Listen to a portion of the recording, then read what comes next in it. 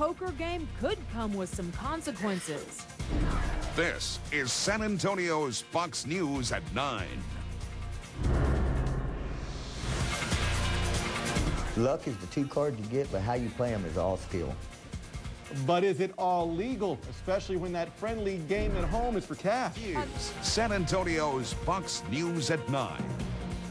We were trying to figure this out in the commercial break. What is better, a flush or a full house? It's a full house. We think it's a full house. Yes. Well, 10 years ago, a lot of people probably didn't know the answer to that. And now poker's popularity is booming and millions are playing. But if you're one of countless people playing Texas Hold'em in Texas, you could be considered a criminal. Andrew McIntosh is here with more about the efforts to change that. Mr. Andrew. Well, many consider poker to be more of a sport than gambling, and a San Antonio lawmaker agrees. He wants Texas to make money off poker games instead of spend money to stop them. Players we talk with say that sounds like a great deal. That was a crazy game of poker.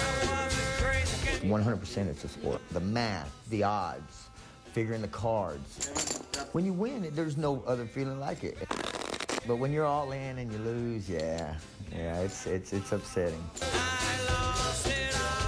Zenas Pilcher, founder of Alamo City Poker, rarely loses it all in his sport of choice. One he says is more about skill than luck. Luck is the two cards you get, but how you play them is all skill. Pilcher makes a good living playing Texas Hold'em and hosting games for friends and local businesses, but he has to be careful. The only thing that makes it difficult is the laws and the legalities. 4,800. I think the general public needs to realize that, what you're doing is possibly a criminal offense. San Antonio Vice Cop Lieutenant Mike Gorham says playing Hold'em could land you in handcuffs if you don't know the law.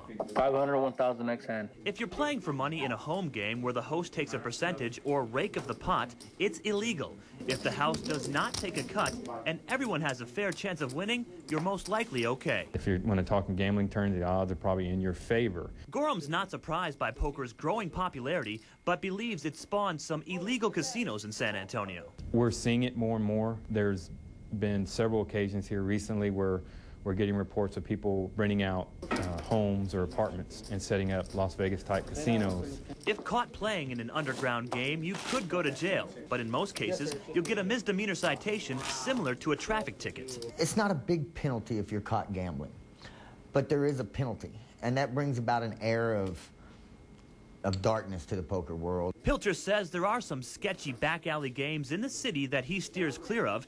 He adds friendly home games are sometimes targeted by crooks too. Back in February, local poker pro Charles Lineberry was shot twice in the chest when gunmen broke into a game and stole thousands of dollars. Well, God bless Chuck is okay, and Chuck's back to playing poker from what I hear. Pilcher tells us because of Texas poker laws, if he wants to play for big money in a safe environment, he's got to fly to Vegas or go to Louisiana.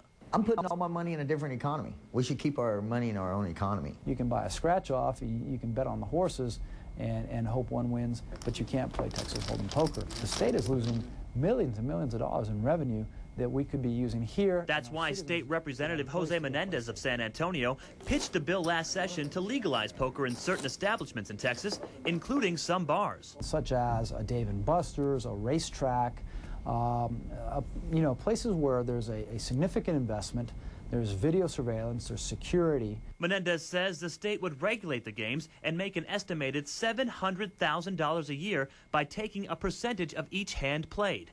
Plus, police would not have to spend time and taxpayer money investigating private poker games. To me, it seems like a really poor use of the people's resources. Menendez feels if approved, the bill would clear up poker laws that even authorities believe need some work. His proposal did not make it to the floor because the last session ended before it could be voted on. He plans on presenting his poker bill again when state lawmakers convene in January. Now,